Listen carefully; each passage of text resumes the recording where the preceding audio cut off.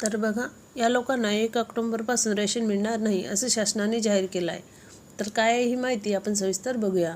तर अरे बापरे, या लोकांना 1 ऑक्टोबरपासून रेशन मिळणार नाही, काय कारण आहे त्याचे आपण जाणून घेणार. मिळालेल्या माहितीनुसार राष्ट्रीय अन्न सुरक्षा योजनेअंतर्गत 30 सप्टेंबरपर्यंत KYC न करणाऱ्या पात्र लाभार्थ्यांना पुढील महिन्यात म्हणजेच ऑक्टोबरमध्ये धान्य मिळणार नाही. एवढेच नाही तर ऑक्टोबरपर्यंत जे लोक KYCची प्रक्रिया पूर्ण करणार नाहीत त्यांचे रेशन कार्ड हे रद्द केले जाणार आहे, म्हणजेच त्यांना धान्य मिळणार नाही.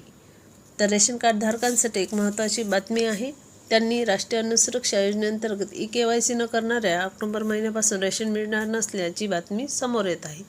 त्याच्यामुळे त्यांनी 30 सप्टेंबरपर्यंत KYC करून घेणे आणि आपलं जे काही राशन कार्ड आहे ते अद्ययावत करणे आणि रद्द होण्यापासून वाचवण्यासाठी महत्त्वाचं हे पाऊल